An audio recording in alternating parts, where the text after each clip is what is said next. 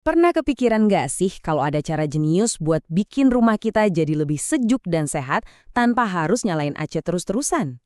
Nah, di bahasan kali ini kita akan bongkar rahasia di balik ventilasi alami. Yuk kita mulai. Kita semua pasti pernah ngerasain ini kan? Terjebak di satu ruangan yang rasanya, aduh, pengap banget. Udaranya tuh kayak berat, lengket, bikin gak nyaman. Rasanya dinding kayak makin dekat, dan otomatis tangan kita langsung cari remote AC. Tapi masalahnya itu lebih dari sekedar gerah loh. Udara yang diam di dalam ruangan itu sebenarnya jadi semacam sup tak terlihat yang isinya panas, uap air, dan bahkan polutan, termasuk CO2 dari napas kita sendiri. Jadi ini bukan cuma soal kenyamanan, tapi juga soal kesehatan kita dan ya tagihan listrik yang bikin pusing. Eits, tapi tenang dulu. Ada solusi yang elegan dan jenius banget buat masalah ini. Dialah pahlawan tanpa tanda jasa yang jadi bintang utama kita hari ini, ventilasi alami. Jadi, apa sih sebenarnya ventilasi alami itu? Gampangnya gini, ini tuh seni membiarkan alam yang kerja buat kita. Kita kasih jalan buat udara segar dari luar masuk, buat ngedorong semua udara pengap dan kotor di dalam rumah keluar. Kedengarannya sesimpel buka jendela ya, tapi ternyata ada ilmunya di baliknya. Dan manfaatnya, wah jangan ditanya. Coba bayangin ya, udara yang kita hirup jadi jauh lebih sehat, kita bisa ngerasa nyaman tanpa AC, tagihan listrik jelas turun, dan bahkan rumah kita jadi lebih awet karena terhindar dari jamur. Ini benar-benar investasi cerdas buat kesehatan sekaligus kantong kita. Oke, sekarang kita masuk ke bagian yang paling seru. Gimana caranya hal sesimpel buka jendela bisa bikin semua keajaiban tadi? Jawabannya ternyata ada di satu prinsip fisika yang sebenarnya simpel banget. Gini, aturan emasnya cuma satu. Udara itu selalu bergerak dari tempat yang dingin dan bertekanan tinggi ke tempat yang lebih hangat dan bertekanan rendah. Prinsip ini pegang baik-baik ya, karena inilah inti dari semua yang akan kita bahas selanjutnya. Nah, dari prinsip tadi, ada dua cara utama udara menarik di dalam rumah kita.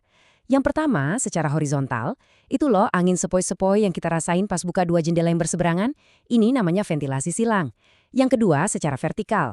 Udara panas kan lebih ringan, jadi dia secara alami naik ke atas. Persis kayak asap di cerobong asap.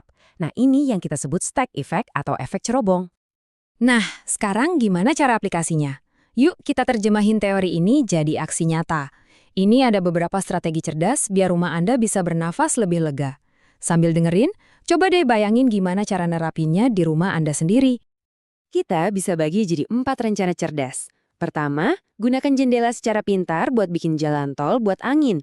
Kedua, perhatiin arah hadap bangunan. Ketiga, manfaatkan tanaman di sekitar rumah sebagai pendingin alami. Dan keempat, kalau memungkinkan, kurangi sekat-sekat dinding yang nggak perlu biar udara bisa bebas bergerak kemana-mana.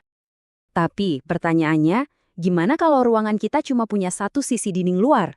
Artinya cuma bisa ada satu jendela. Apa ventilasi jadi mustahil? Oh, tentu tidak. Kenalan dulu sama yang namanya wing walls.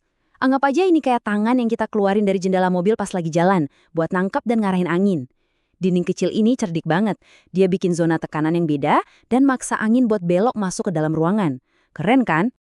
Oke, masalah berikutnya gimana kalau cuaca lagi panas tapi nggak ada angin sama sekali? Nah, disinilah si stack effect alias efek cerobong jadi pahlawannya. Ingat kan, udara panas itu lebih ringan dan selalu pengen naik ke atas. Jadi, dengan kita kasih pintu keluar di bagian atas, misalnya jendela di dekat langit-langit, kita seolah-olah bikin cerobong alami. Udara panas keluar lewat atas, dan proses ini secara otomatis menyedot udara sejuk dari bawah buat masuk menggantikannya. Jadi, kuncinya itu bukan cuma apa yang kita lakukan, tapi juga bagaimana cara kita melakukannya. Ada beberapa aturan main yang sederhana, tapi penting banget biar semua strategi tadi bisa bekerja dengan maksimal. Khusus buat ventilasi silang, ada 3 aturan emas.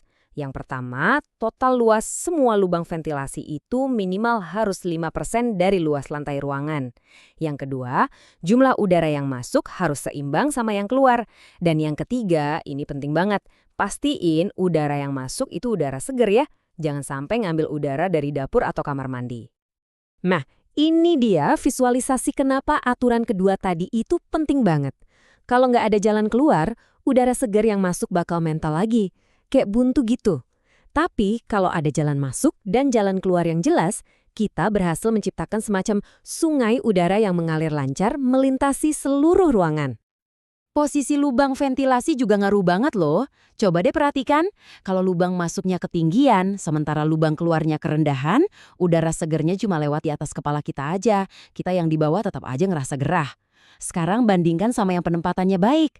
Dengan lubang masuk dan keluar yang tingginya sejajar, aliran udaranya pas kena badan kita, ngasih efek sejuk yang kita mau. Kalau ada satu angka sakti yang harus Anda ingat dari semua penjelasan ini, tolong catat baik-baik. 5%. Pastiin total luas bukaan di satu ruangan itu minimal 5% dari luas lantainya. Angka sederhana ini adalah kunci menuju ventilasi yang benar-benar efektif. Jadi nanti setelah ini, coba deh jalan-jalan keliling rumah Anda sendiri. Lihat jendela, lihat ventilasi, tapi dengan cara pandang yang baru. Tanyakan ke diri sendiri, rumah gue ini udah beneran bernapas dengan baik belum ya? Jawabannya bisa jadi langkah pertama Anda menuju rumah yang jauh lebih sehat, nyaman, dan pastinya hemat energi.